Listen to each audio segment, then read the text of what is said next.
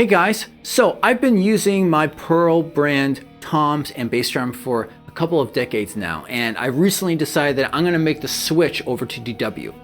The problem though is that I want to continue using my Pearl brand drum rack, and the DW hardware is not quite made to go with a Pearl brand rack. So today we're going to look at how to get DW toms to mount onto a Pearl rack, and we're going to hack up some down tubes in support of this.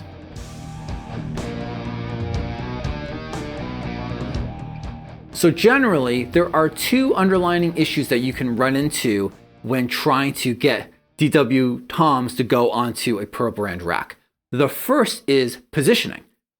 DW, their tom mounts they have these universal connectors, so they can go to any size down tube or any size pipe, which is great. But there's no, say, boom arm piece of it. So it's positioning how far away it is relative to what you mount it to. Their intent is for you to mount it onto some existing stand, some existing cymbal stand. But my cymbal stands are going to be too far away or too close. It's going to put the tom in a horrible place. So that doesn't work out too well. Now, DW does have an alternative. They have the option of buying a full-fledged stand. And obviously you have much better options as far as the placement. And you could, in theory, try to rack part of the stand. The problem there is, and this is the second issue you run into, that option is far more expensive because you have to pay for all that hardware.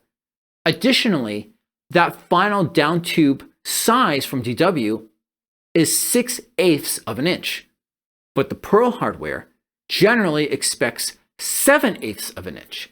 So it's not going to fit. Even if you look around for hardware from competitors from, say, Gibraltar, you run into a similar sort of thing, right? Their tom mount for a DW brand tom, it's got a universal back connector, but there's no boom arm or anything that allows you to adjust how close the tom is to you. So you're still stuck to mounting it to some other existing cymbal stand. So our solution is going to have two parts.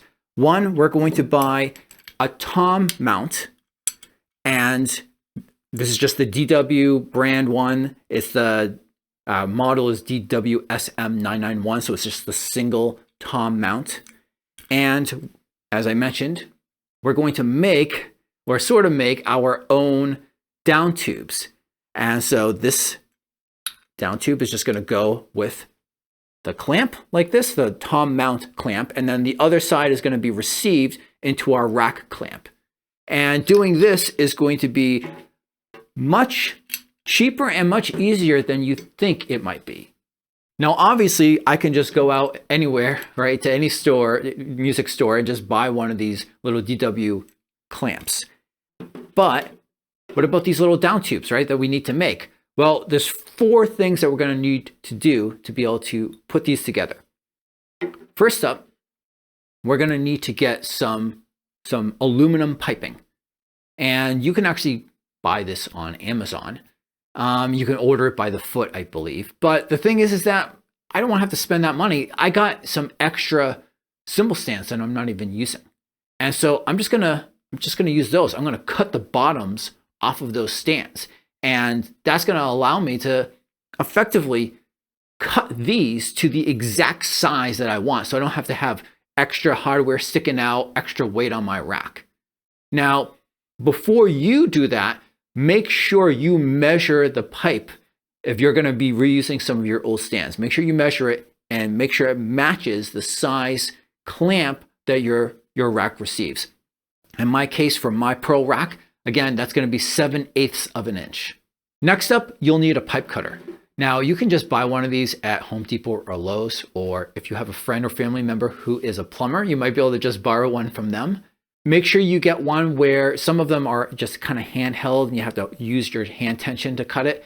Don't get one of those. Make sure you get one where you can just tighten a knob to adjust the tension for you.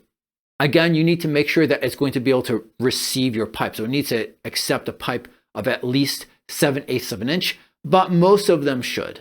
Now, if you want your pipes to have a professional look to them, then you're going to also want to pick up some of these things. These are little pipe plugs. I actually picked these up on Amazon. They were called, I have to check my notes, round plastic tubing plug. I got a 25 pack of them for about $12 before tax and shipping. The really nice thing about using these is that it's actually going to hide any burrs or any sharp edges left on the pipe after you cut it. Again, make sure you get the correct size. This part is the super important part. Make sure you get the correct size on these plugs. The OD, that's going to be the outer diameter of the plug, needs to be the same as your pipe. In my case, 7/8 of an inch. The ID, the inner diameter, is usually going to be listed as some sort of a range of sizes. So what you'll need to do is after you cut your pipe, you'll just need to measure the inside opening of the pipe to see if the round plastic tubing plug will fit. Last but not least, we're going to need a rubber mallet, which we'll get to in a minute. Okay, so let's get started. First thing to know is how long of a tube are you going to need? Just get your tom mount and your rack clamp kind of set up and do some measurements about, to try to decide how long of a tube you're going to want. In my case, I went with just a little bit more than 7 inches. Once you've got your measurements figured out, grab your pipe, tape measure, and mark the pipe with a pencil or something so as to indicate how much distance up you need to cut it. Then measure it a second time and make sure you absolutely have the right distance, because you're not going to be able to undo an incorrect cut. Next, slide the pipe cutter up the pipe so that the blade of the pipe cutter is lined up with the mark that you made. Tighten the pipe cutter. Make sure it's tight enough so that if you were to give the pipe a little bit of a shake, it's not going to move anywhere on its own. But be sure to not over tighten it either. Now rotate the pipe cutter all the way around 360 degrees. Then rotate it all the way back around the other direction, another 360 degrees. This will put a slight groove into the pipe. Now tighten it a little bit more, rotate it all the way around and all the way around back, and you'll have a little bit of a deeper cut. Keep repeating this process of tightening and rotating the pipe cutter in both directions.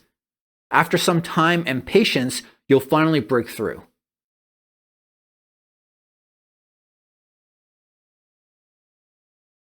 Okay, so now let's put on those plugs.